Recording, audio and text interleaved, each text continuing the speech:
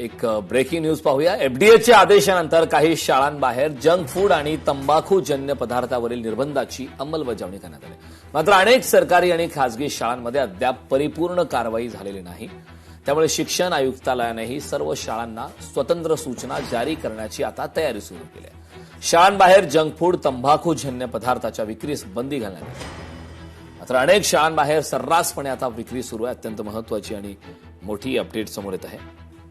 अद्याप ही परिपूर्ण कारवाई मात्र झालेली नाही। त्यामुळे आगामी काळात या संदर्भात परिपूर्ण कारवाई नेमकी कधी होईल, आगामी काळात या संदर्भात काय घडामोडी घडतात हे पाहणं महत्त्वाचं आहे। मात्र तुर्तास तरी एफडीए ज्या पद्धतीने ऍक्शन मोडवर आले, त्यानंतर शाळाबाहेर जंक फूड जे आहेत त्या संदर्भातली ही महत्त्वाची अपडेट आता समोर येत आहे।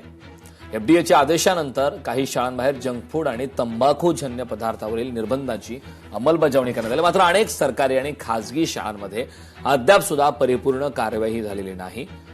त्यामुळे शिक्षण आयुक्तालयानेही सर्व शाळांना स्वतंत्र सूचना जारी करण्याची तयारी सुरू केलेली आहे।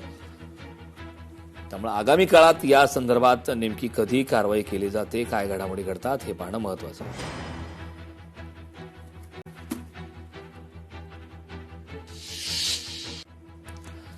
एक ब्रेकिंग न्यूज पाहूया। अमेरिकेत टॅरिफवरून गदारोळ, 25 राज्यांनी नवीन कराराविरोधात खटला दाखल केला। ट्रम्प प्रशासनाच्या नवीन शुल्काविरोधात हा खटला दाखल करण्यात आला।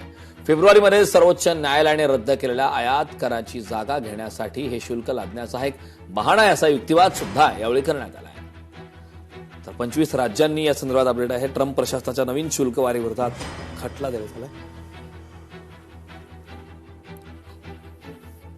25 राज्यांनी नवीन कराराच्या विरोधात हा खटला दाखल केला।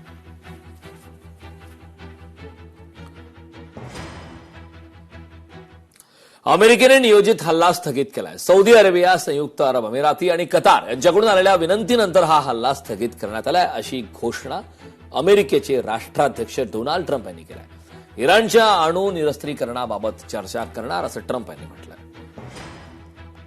अमेरिकेने नियोजित हल्ला स्थगित केला। इराणच्या अणु निरस्त्रीकरणाबाबत ही चर्चा करण्यात आलेली आहे। अमेरिकेने नियोजित हल्ला स्थगित केल्याची आता माहिती मिळते। डोनाल्ड ट्रम्प यांनी या संदर्भातली घोषणा केली आहे। तर अमेरिकेचे राष्ट्राध्यक्ष डोनाल्ड ट्रम्प यांनी पुन्हा एकदा एक अजब अशी घोषणा केलेली आहे की अमेरिकेने जे नियोजित हल्ले करण्याचं ठरवले होते ते हल्ले स्थगित करण्यात आलेत।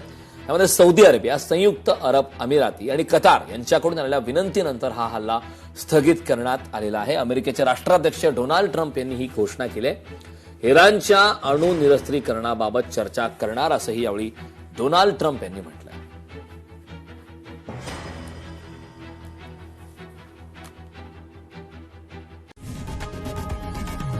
लोकशाही मराठी ऐका, पहा, जागरूक रहा।